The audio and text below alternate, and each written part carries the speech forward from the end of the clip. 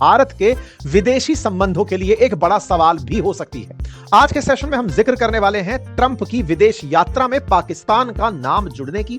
यह खबर जिस तरह से इस समय मीडिया में तैर रही है, हेडलाइंस बन रही हैं, पाकिस्तान मीडिया के द्वारा क्लेम किया जा रहा है। इतना ही नहीं, इंटरनेशनल मीडिया में रॉयटर्स और निक्की एशिया जैसी खबर भी इसे रिपोर्ट करके क्लेम कर रही हैं कि Trump set to visit Pakistan in सितंबर।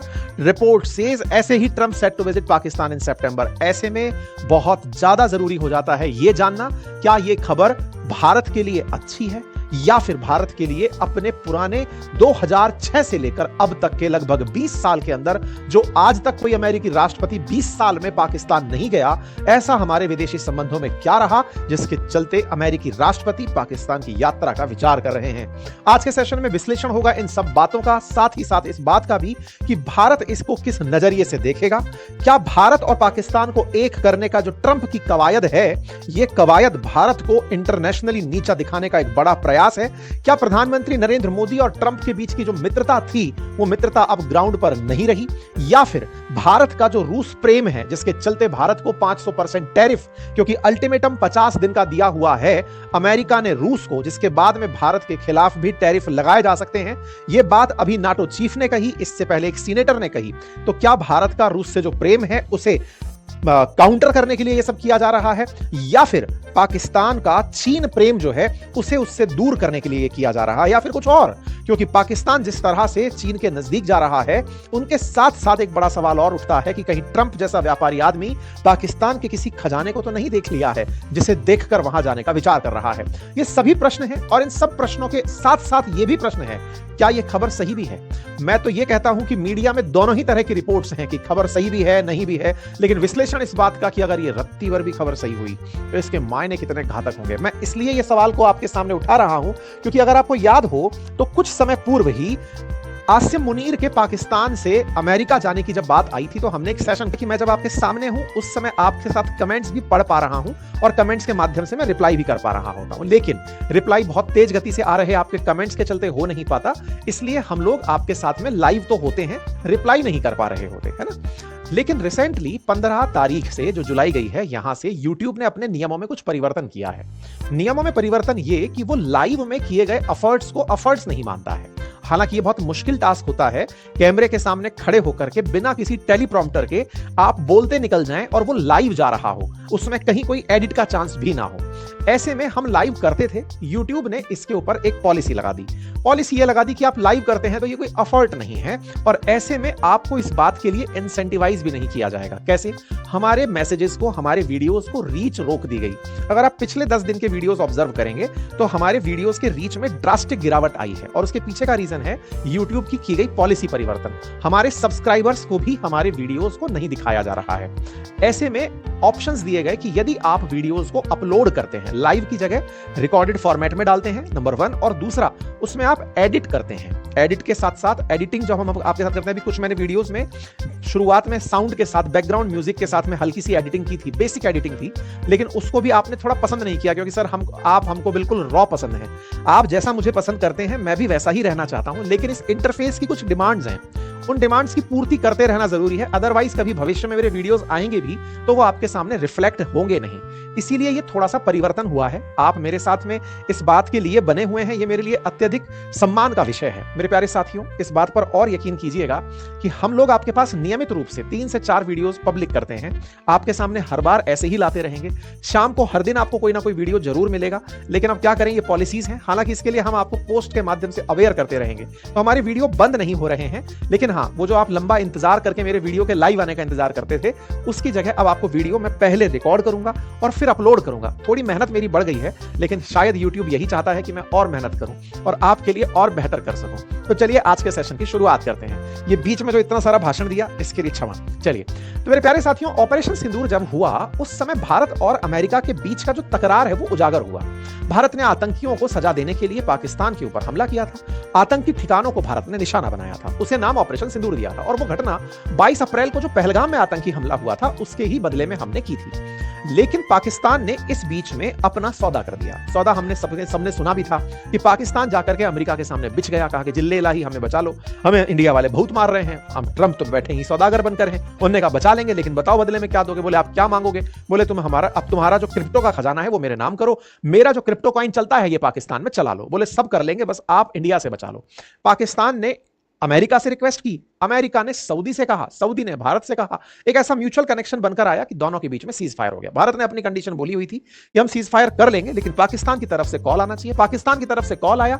पाकिस्तान का जो नुकसान हुआ वो पाकिस्तान के मंत्रियों ने सब जगह गाया।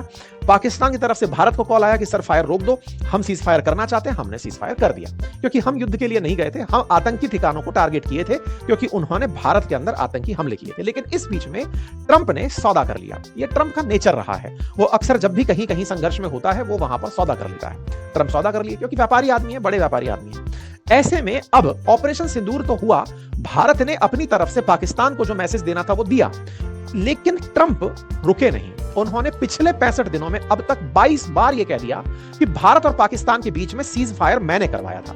ट्रंप का यह बार बार कहना और साथ में यह कहना कि मैंने ये सारा काम करवाया, इसके बदले मैंने उन्हें ट्रेड का ऑफर किया। मैंने उनसे कहा आप लोगों का बढ़िया व्यापार हो जाएगा यदि आप लोग मेरे कहने अनुसार मान जाते हैं। भारत को यह बात पसंद नहीं थी, क्योंकि भारत ने यह बात अमेरिका के कहने पर मानी ही नहीं थी। लेकिन ट्रंप तो बार बार इसके लिए नोबेल शांति पुरस्कार तक मांग लिए। मजाक तो तब हुई जब पाकिस्तान के सेना अध्यक्ष, जिन्हें अब फील्ड मार्शल कहा जा रहा है, वो ट्रंप को ही कह आए कि सर आपको तो नोबेल पीस पुरस्कार मिल जाना चाहिए। खैर कोई बात नहीं साहब, चला आया। रशिया यूक्रेन का तो कसम खा के ही चुनाव लड़ा था कि इनके बीच में मैं संघर्ष विराम करा दूंगा। करा नहीं पाया, वो दूसरी बात है, लेकिन हां इसे संघर्ष विराम करवाकर खुद को एक और लेवल ऊपर दिखाना है। जैसे अब तक अमेरिकी राष्ट्रपति जितने भी रहे वो युद्ध करवाने वालों के लिए जाने गए कि ये युद्ध में धकेलते हैं अमेरिका को। ये चाहता था कि मैं युद्ध में नहीं धकेलता, मैं युद्ध रुकवाता हूं, तो लोग माने कि मेरी ताकत इतनी है कि अगर मैं नाराज हो गया तो क्या होगा। जैसे महात्मा गांधी जी के बारे में कहा करते थे कि महात्मा गांधी जी अहिंसावादी थे। इसका मतलब ये नहीं था कि वो पत्थर फेंकना नहीं जानते थे या लाठी नहीं चलाना जानते थे। वो ये कहते थे कि मेरे पास इतनी ताकत है, मैंने ये जो लाठी पकड़ रखी है ताकत का प्रतीक समझो, मेरे साथ खड़ी जो भारत की जनता है वो इतनी ताकतवर है कि अगर उन सब ने एक एक लाठी मारना शुरू किया तो अंग्रेजों की हड्डी पसलियां टूट जाएंगी। हम ताकतवर हैं तभी जाकर तुमसे कहते हैं कि हाँ भाई तुम संघर्ष रोक दो, अंग्रेजों हम पर यातनाएं डालना छोड़ दो। तो तरीके से तो ये व्यक्ति एक तरह से मानो तो महात्मा गांधी को कॉपी करने की कोशिश कर रहा है इस अंदाज में कि हाँ भाई मैं हूं, मेरे कहने से युद्ध रोक दो। लेकिन महात्मा गांधी सौदा नहीं करते थे कि हाँ भाई युद्ध तुम अंग्रेजों हम पर यातनाएं छोड़ दो और बदले में सुनो हमारे पास इतना माल भिजवा देना। ऐसा नहीं था। ये व्यक्ति क्या करता है, भारत पाकिस्तान के बीच सीज फायर की बात किया, सीज फायर के बीच में जैसा ये कहता है उधर से पाकिस्तान के कहने पर सीज फायर करवाया और पाकिस्तान से पूरा की पूरा क्रिप्टो का मामला सेट करवा ले गया। आसिम मुनीर को बदले में बहुत सारा सब कुछ देने के बारे में चर्चा कर ली। तो ये व्यापारी आदमी है, तो ये सारा टैक्टिक लगाकर आगे चल रहा है। खैर अब सवाल ये बनता है कि मान लेते हैं कि ये व्यक्ति अगर इस तरह के खिन्नतावश कि भारत ने इसको स्वीकारने से मना कर दिया और इस स्वीकारोक्ति के इनकार में यह व्यक्ति पाकिस्तान की यात्रा पर आ जाता है, मैं इसीलिए बोल रहा हूं इफ कंफर्म्ड, अगर यह कंफर्म हो जाता है कि यह व्यक्ति आ रहा है तो ये अमेरिका के राष्ट्रपति के रूप में छठा राष्ट्रपति होगा जो पाकिस्तान जाएगा। अब तक अमेरिकी राष्ट्रपति भारत 9 बार आ चुके हैं, अफगानिस्तान 8 बार जा चुके हैं और पाकिस्तान 5 बार जा चुके हैं। ऐसे में पाकिस्तान में जो 5 बार राष्ट्रपति गए उनके नाम की अगर मैं चर्चा करूं तो सबसे पहले आइजनहावर थे जो 1959 में पाकिस्तान गए थे। उसके बाद बी जॉनसन थे जो 1967 में पाकिस्तान गए थे और केवल पाकिस्तान गए थे। आइजनहावर जब आए थे तब वो भारत भी आए थे, लेकिन और ये पहले होता था, ये लोग जब आते थे तो भारत पाकिस्तान को बराबर मानते हुए ही आते थे। मान लीजिए दिसंबर 7 से 9 के बीच में कराची में था तो 9 से 14 के बीच में भारत में भी था आइजनहावर। इसी प्रकार से जब जॉनसन आया उस समय तो केवल पाकिस्तान ही व्यक्ति गया। आपको याद होगा वो दौर जिस समय भारत हरित क्रांति के लिए संघर्षरत था, जब हमें इन्होंने अनाज के नाम पर सुअरों को खिलाया जाने वाला अनाज भेज दिया था, PL480 जिसे नाम दिया जाता है। एनीवे, इसके बाद रिचर्ड निक्सन, अगर आप ऑब्जर्व करें तो जुलाई 31 से 1 के बीच में भारत रहते हैं और 1 से 2 के बीच में पाकिस्तान चले जाते हैं। तो ये लोग ऐसे ही आते थे भारत और पाकिस्तान को बराबर मानते हुए। 3 तो राष्ट्रपति बैक टू बैक यहां पर आपको दिखाई दिए। फिर इसके बाद के राष्ट्रपतियों में बिल क्लिंटन दिखाई देते हैं जब वो मार्च 25, 2000 में केवल अब सवाल बनता है ओबामा का ना जाना। तो जैसा मैंने आपको बताया कि वो इसलिए नहीं गया था क्योंकि उन्हें भी लगता था कि डेंजरस होगा पाकिस्तान में जाना, इसीलिए नहीं गए थे। जब ट्रंप आए तो ट्रंप ने पिछले कार्यकाल में भी इस पाकिस्तान की काफी तारीफ की थी, लेकिन गए ये तब भी नहीं थे। इसके बाद में यह भी तय हुआ कि पाकिस्तान के बारे में अमेरिका के दिमाग में यह इमेज बनने लगी थी कि ये वो लोग हैं जो आतंकियों को पनाह देते हैं, और आतंकियों को पनाह देकर के पाकिस्तान जो है वो अमेरिका से पैसे भी लेता है और सहानुभूति भी वसूलता है। तो इस तरह से पाकिस्तान के दिन बुरे आने शुरू हो गए थे। बाद में फिर बाइडेन आए। बाइडेन के कालखंड में तो और बुरा रहा, क्योंकि बाइडेन के समय पर ही इमरान खान यहां प्रधानमंत्री होते थे। इमरान खान पाकिस्तान के प्रधानमंत्री होते हुए चाइना के नजदीक हुए और भारत की होड़ करते हुए रूस के नजदीक जाने लगे।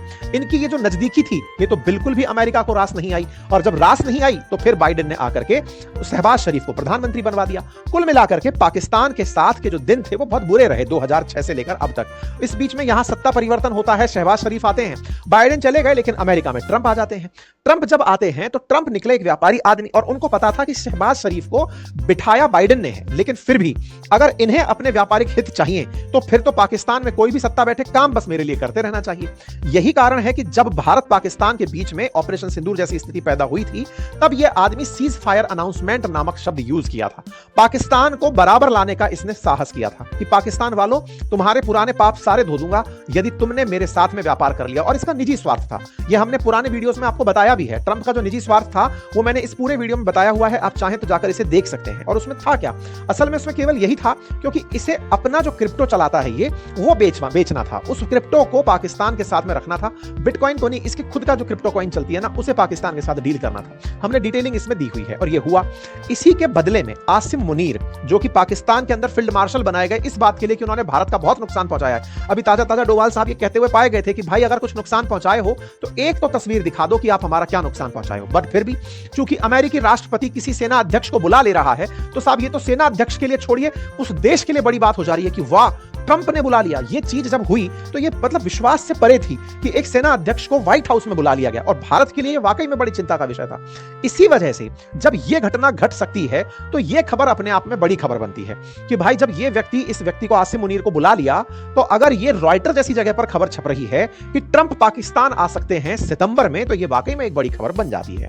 यह खबर के बारे में जहां पर यह लिखा है ना रिपोर्ट्स से, तो रॉयटर ने किसकी रिपोर्ट को माना? तो पाकिस्तान के अंदर एक न्यूज चैनल चलता है जियो टीवी। अपने वाला जियो में जे है, इनके वाले में जी है, ठीक है। तो इनके यहां पर जियो टीवी करके चैनल चलता है, उसने ये खबर पब्लिक करी आज। उसने कहा कि अमेरिकी राष्ट्रपति पाकिस्तान आ रहे हैं 18 सितंबर को। सितंबर 18 के दिन पाकिस्तान में अमेरिकी राष्ट्रपति होंगे, और इस तरह से इन्होंने न्यूज चला दी। अब यहां पर जो लिखा हुआ है इसको हमने उससे ट्रांसलेट करने का प्रयास किया, तो ये ऐसा लिखा हुआ आया, अमेरिकी राष्ट्रपति डोनाल्ड ट्रंप 18 सितंबर को पाकिस्तान की यात्रा पर। ठीक है साहब, ये खबर छपना जैसे ही निकली और सब तरफ चलने लगी तो पाकिस्तान में चलने लगा PTI guys must be heart broken. बोले तो इमरान की पार्टी वाले जो लोग हैं वो तो बिल्कुल टूट ही जाएंगे कि ट्रंप आ रहे हैं, इमरान अभी भी जेल में पड़े हैं, और ऐसे में इनका आना और ये पाकिस्तान में जबरदस्त तेजी से फैलना शुरू होती है। एक दूसरा न्यूज चैनल है पाकिस्तान में जिसका नाम है समा ने भी ये खबर चलाई कि US president Trump likely to visit Pakistan और 18 सितंबर ड्यूरिंग साउथ एशिया टूर। अब ये जो पॉइंट है ना साउथ एशिया टूर, यही सबसे बड़ा क्लू था इस बात का कि इस खबर के अंदर थोड़ी सत्यता हो सकती है। साउथ एशिया क्या है? साउथ एशिया बोले तो एशिया का वो भाग जो दक्षिण की तरफ है, जिसमें भारत आता है। भारत ने एक एसोसिएशन बनाया था ना, सार्क जिसे कहते हैं, south Asian association for regional cooperation. तो जो साउथ एशिया है ना, उसमें भारत, पाकिस्तान, बांग्लादेश, श्रीलंका, मालदीव्स, ये सारे देश आते हैं, है ना। तो उन साउथ एशिया में चूंकि वो साउथ एशिया के ट्रिप पर रहने वाले हैं, इसलिए भारत आ सके, पाकिस्तान आ सके कि 2006 तक तो ऐसा रहा ही है। और दूसरा, ट्रंप ने तो भारत पाकिस्तान को बराबर करने की ठानी है, ऐसे में इनका आना यहां हो भी सकता है। जिस तरह से ये सेना अध्यक्ष को अपने पास बुला सकता है, सोचो कि अमेरिकी राष्ट्रपतियों ने पिछले कार्यकाल में प्रधानमंत्री तक को नहीं पूछा और इस व्यक्ति ने इसे पूछ लिया क्योंकि यह आदमी क्रिप्टो बिकवाना चाह रहा था। तो ऐसे में कुछ भी हो सकता है, तो यह भी हो सकता है। लेकिन फिर भी सवाल ढूंढे गए कि और क्या हो सकता है, तो तर्क निकल करके आया कि ट्रंप है ना, वो रूस को दबाना चाहते हैं, चाइना को दबाना चाहते हैं, ये सब जानते हैं। और पाकिस्तान की स्ट्रेटेजिक लोकेशन इतनी खास है कि पाकिस्तान के पूर्व में चाइना और उत्तर में सेंट्रल एशिया और रशिया पड़ता है। पहले तो सोवियत रूस पूरा ही पाकिस्तान से कनेक्टेड था। ऐसे में पाकिस्तान की स्ट्रेटेजिक लोकेशन अमेरिका के लिए बहुत मायने रखती है। और हमने एक बार आपको कहा भी था कि नूर खान एयरबेस पर पता नहीं अमेरिका ने कुछ गुप्त रखा हुआ है जिसके चलते वो इतना पाकिस्तान प्रेमी है। तो पाकिस्तान के साथ अमेरिका का जो व्यवहार है वो तो इन दोनों को काउंटर करने वाला है ही है, और भारत को तो बराबर करने से पाकिस्तान पूरी तरह ही बिछ जाएगा। तो ट्रंप हर तरह से इस काम में कामयाब हो सकते हैं। तो पहला तो यही, क्योंकि ट्रंप अल्टीमेटली पुतिन और चाइना को काउंटर करने में पाकिस्तान का स्ट्रेटेजिक यूज कर सकते हैं। दूसरा, Brazil, Russia, India, China, south Africa, ये पांचों देश वो हैं जो कहीं ना कहीं इन दिनों एंटी अमेरिकी सेंटीमेंट से गुजर रहे हैं। सबको पता है ब्राजील के लूला पूरी तरह चिल्ला चुके हैं। रशिया अमेरिका का क्या चल रहा है हम जानते ही हैं। भारत में ट्रंप को लेकर के बिल्कुल पॉजिटिव सेंटीमेंट नहीं है। चाइना वाले गांठ नहीं रहे, रामफोसा तो कह ही चुके हैं कि आप अपने में रहिए। तो ये पांचों देश वो हैं जिनको ट्रंप भी धमकाते हैं कि तुम बेटा हमारे खिलाफ कुछ भी किए तो तुम पर हम टैरिफ लगा देंगे। तो एक तरीके से इन देशों के बीच में, भाई देखिए ना, रशिया, इंडिया, चाइना, RIC की अगर मैं बात करूं तो इनको अकेला पाकिस्तान में बैठकर अमेरिका काउंटर कर सकता है। इधर भारत, इधर पाकिस्तान, इधर चाइना, ऊपर रशिया, तीनों को काउंटर करवा सकता है पाकिस्तान से। तो पहला तो पाकिस्तान का उपयोग किया जा सकता है। दूसरा क्या है? दूसरा यह है ना कि पाकिस्तान इन दिनों बहुत ज्यादा चाइना के नजदीक है, और चाइना ने यहां पर अपने, चाहे 5th जनरेशन फाइटर जेट की बात हो या ऑपरेशन सिंदूर के समय पाकिस्तान की मदद करने की बात हो, चाहे चाइना पाकिस्तान इकोनॉमिक कॉरिडोर बनाने की बात हो या अफगानिस्तान तक CPEC के विस्तार की बात हो, पाकिस्तान ने चीन का बहुत यूज कर लिया है और चीन ने पाकिस्तान को बिल्कुल खरीद सा लिया है। अमेरिका इसे दूर जाता हुआ देखकर चाइना के खिलाफ पाकिस्तान का उपयोग कर नहीं पा रहा है। तो संभव है कि आसिम मुनीर के माध्यम से यही वो प्रयास हो रहा हो कि भाई इस आदमी को फिर से पकड़ो, चाइना को बाहर निकालो पाकिस्तान से और एंट्री कर जाए अमेरिका। एक और कारण है, चूंकि ट्रंप एक व्यापारी आदमी है और व्यापारी आदमी को धंधा दिखता है। जैसे उसने रशिया यूक्रेन में भी यूक्रेन के अंदर जो मिनरल्स थे उस पर नजर गड़ा दी थी, ऐसे ही पाकिस्तान का एक हिस्सा जिसे बलोचिस्तान कहते हैं, जिसमें बलोच लिबरेशन आर्मी के जो क्रांतिकारी हैं वो पाकिस्तानियों को पूरे टाइम कूटते रहते हैं, ये बलोचिस्तान जो है ना, यहां पर साथियों बहुत सारे मिनरल्स पाए जाते हैं और उनमें से कुछ रेयर अर्थ मिनरल्स भी शामिल हैं और उन मिनरल्स पर अमेरिका की नजर है। आप यहां पर एक न्यूज देखें, कहा जाता है कि $60 बिलियन जब चाइना ने पाकिस्तान को दिए, उसके बाद पाकिस्तान ने बलूचिस्तान के अंदर जो मिनरल्स हैं, जो क्रिटिकल मिनरल्स हैं, वो अमेरिका को ऑफर कर दिए जब मुनीर और ट्रंप मुलाकात किए थे। आसिम मुनीर जब गए थे तो केवल क्रिप्टो बेचकर नहीं आए थे, बलूचिस्तान का सॉल्यूशन लेकर आए थे कि सर वहां पर क्रिप्टो, वहां पर बहुत सारा मिनरल है, आप वो ले लीजिए। तो इनकी जो मुलाकात थी ना, उस मुलाकात में सौदा हुआ था। ये बात यार बलोच करके, मीर यार बलोच जो हैं, बलोच के जो नेता हैं, उनके द्वारा हाईलाइट की गई। आपको एक जानकारी और देता हूं, पाकिस्तान का इस बलूचिस्तान में $9 बिलियन के आसपास का कॉपर और गोल्ड माइन है, जिसे वो यूएस को टैरिफ टॉक के दौरान देना चाहता था। आपको याद होगा, पूरी प्रक्रिया याद करिए। दुनिया भर के देशों को ट्रंप ने कुछ ना कुछ कहा टैरिफ के अंदर कि तुम टैरिफ इतना लगाते हो, तुम इतना टैक्स लगाते हो, मैं तुम्हारे ऊपर ये कर दूंगा। पाकिस्तान को कुछ नहीं कहा, क्योंकि पाकिस्तान बढ़िया से रिश्वत देना जानता है। जो व्यक्ति रिश्वत लेना जानते हैं वो ऊपर भी देना चाहते हैं। पाकिस्तान की आर्मी तो आप जानते हैं एक नंबर की करप्ट सेना है। इन लोगों ने ट्रंप को रिश्वत पकड़ा दी और ट्रंप को लिफाफे में दिया गया $9 बिलियन की कॉपर गोल्ड माइन कि सर सुनिए, बलूचिस्तान में हमारे यहां पर एक माइन है, आप बढ़िया से उस माइन से माल निकालिए और हमारे ऊपर टैरिफ संबंधी डायलॉग भी मत दीजिए। बाकायदा पाकिस्तान इस जगह तक रेल लगाने की बात कर रहा है। ये बलूचिस्तान में रैको डिग माइन है जिस तक पहुंचने की बात चल रही है। तो कुल मिलाकर ट्रंप ने जो सौदेबाजी पाकिस्तान से की, वो सौदेबाजी ट्रंप के मतलब कहिए तो टेरर से पाकिस्तान को बचा कर ले गई और इस बीच में पाकिस्तान इनका करीब हो गया। ऐसे में क्या यह संभव है कि ट्रंप जब भारत आए तो पाकिस्तान जा सकते हैं? जी हां, यह संभव है। संभव जो नहीं है, जिस बात को लेकर के बड़ी डिबेट छिड़ रही है, वो ये कि पाकिस्तान ने जो डेट डिस्क्लोज की है ना, वो गलत है। डेट डिस्क्लोज की वो गलत कैसे है, इसको जान लेते हैं। असल में जो 18 सितंबर इन्होंने लिखी, उस 18 सितंबर को ट्रंप यूके में है। यूके की रॉयल फैमिली ने अनाउंस किया हुआ है कि 17 सितंबर से 19 सितंबर के बीच में ट्रंप यूके में रहेंगे। तो 18 तारीख को ऐसे तो है नहीं कि साहब